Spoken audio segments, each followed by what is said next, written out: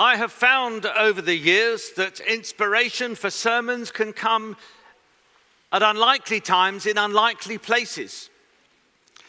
This year, my Easter message came to me in the kitchen. I was looking for the peanut butter. I said to my wife, Laura, "Where's the peanut butter?" She said, "It's in the fridge." So I went over to the fridge, opened the door, and looked inside. "It's not here," I said. She said, "Yes, it is." I said, "No, it isn't. I've looked. I don't see it. It's not here."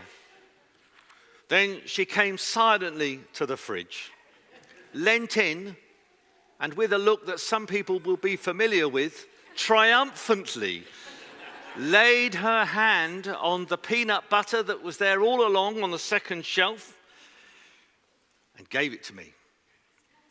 I had looked and not seen.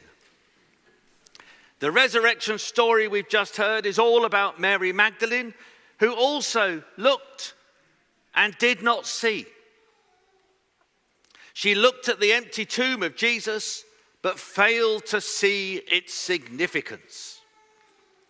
The story begins early on that first Easter morning, while it says it was still dark.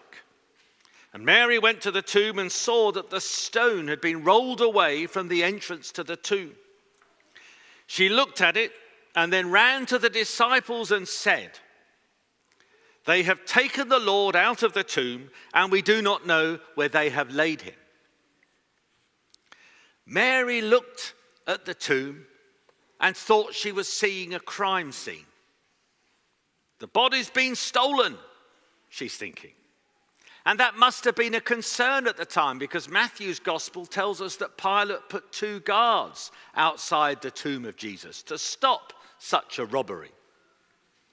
So on this first Easter morning, we get the strange scene of Mary standing outside the empty tomb, weeping. This was no alleluia moment for Mary Magdalene. She's upset at the theft of Jesus' body. But the story goes on. As she wept, she looked over into the tomb, and there, dressed in white, were 2 angels who said to her, "Woman, why are you weeping?" Now, you might think that was a bit of a clue that there was something else going on here. But no. It didn't shift Mary's view. She remained convinced of her robbery theory. So she says to the angels, "They have taken my Lord away, and I do not know where they have laid him." And Mary here is doing what we all do. She was interpreting what she was looking at through the lens of a story in her head.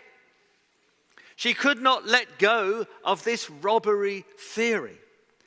Everything she saw, she interpreted as bolstering that theory that she had in her head. We all do that. That's why we can interpret the same events in different ways. Just see what's happening in this story. Mary looked at the empty tomb and wept. The disciples looked in the tomb and, we're told, saw and believed. Looking and seeing are not the same. I looked for the peanut butter, but did not see it. I've heard it said that looking and seeing require different levels of engagement. Looking is a passive act of observance. Seeing involves a deeper understanding and emotional connection. That's Mary's experience in this first Easter day. When Jesus appeared to her, she looked at him and she didn't recognize him. She thought he was the gardener. And she's still stuck on this robbery idea, which she repeats for the 3rd time in this story. She says to the gardener, "Sir, if you have carried him away, tell me where you have laid him, and I will take him away."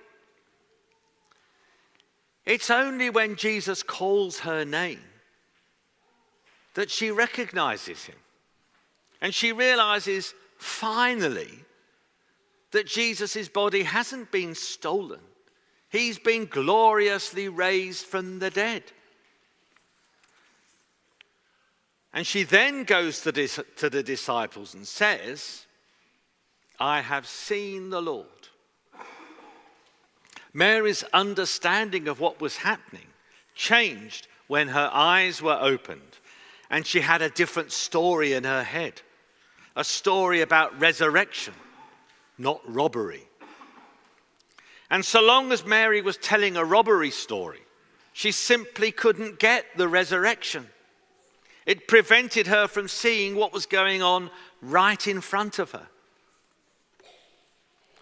What stories do we tell ourselves that prevent us from seeing the full glory of the Easter story?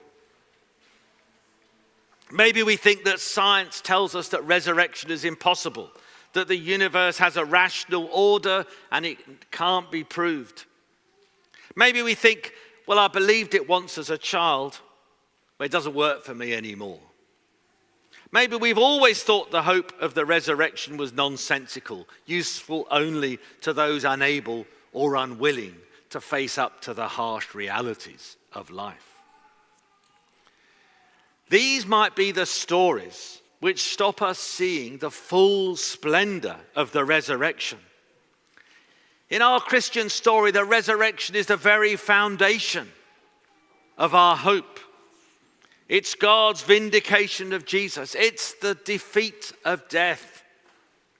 Easter Day is a great and magnificent day of celebration. May God open our eyes to see the full wonder of this day. Amen.